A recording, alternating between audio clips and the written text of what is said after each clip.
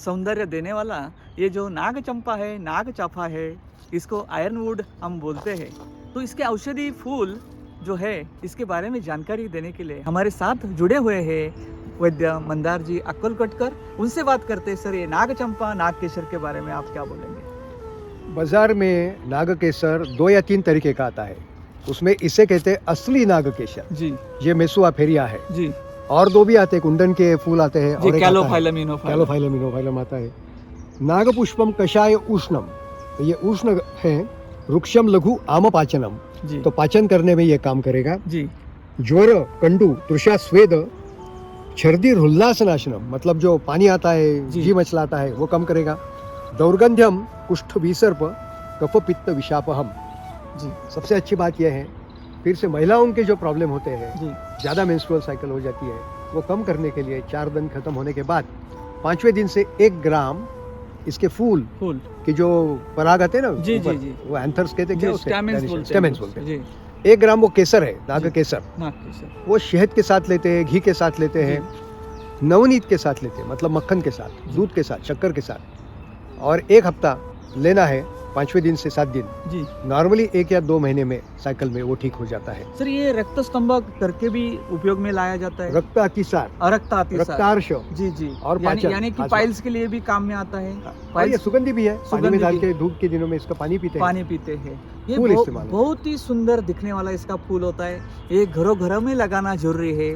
और इसके जो फूल है बड़े आकार के होते हैं, सफेद कलर के होते हैं, पीले इसके जो स्टैमेंस होते हैं, पुंकेसर हम बोलते हैं। ये जो मांग वाली चीज है, इसके फूल जो है 1000 रुपए लगभग किलो से बेचे जाते हैं। ये कम हुआ है। ये वृक्ष प्रजाति जो है हमारा मलबार कोस्ट, जैसे कि कोंकण है, गोवा है, केरला तक इसके पौधे मिल जाते हैं नैसर्गिक अवस्था में। तो ये जो पौधा है ये कम हो चुका है। इसका कल्टीवेशन होना जरूरी है, इसका संवर्धन होना जरूरी है।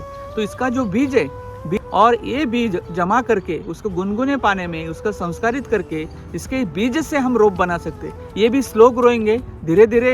पहले जो बीज है, बीज से रोप जो है जर्मिनेशन होने में भी टाइम लगता है और इनिशियल स्टेज में बहुत ही धीरे धीरे बढ़ना। इसका लकड़ी है ना सर, इसका इतना टफ होता है क्योंकि इसके वेसल जो है, वेसल साइज बहुत ही छोटा है। इसलिए अंग्रेजी में इसको आयरन वुड बोला गया है। जैसे कि हमारा लोहा होता है, लोहे जैसा इसका लकड़ी होता है और बहुत ही काम की चीज है। इसका और क्या बोलेंगे सर महत्व, और जो औषधि महत्व इसके बारे में क्या बोलेंगे?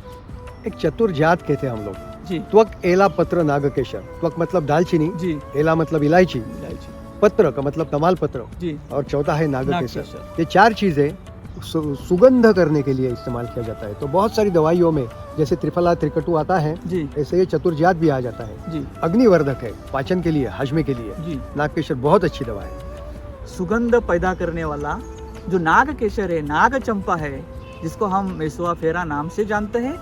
ये जो पौधा है दिखने में बहुत ही खूबसूरत, जरूर आप घर के सामने लगाइए। हम इसका खेती भी कर सकते हैं, इसके कलम द्वारा भी उसका ग्राफ्ट भी हम कर सकते हैं।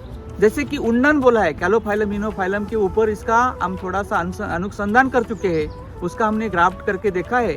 और हम लोग जो है इसका खेती करना बहुत ही मात्र जरूरी है। ये जो पौधा है इसका संवर्धन होना जरूरी है, उसका उपयोग करना जरूरी है। जरूर हम नाग केसर के बारे में जानकारी लें और हमारे समृद्ध देश को और समृद्ध करें। धन्यवाद सर। धन्यवाद।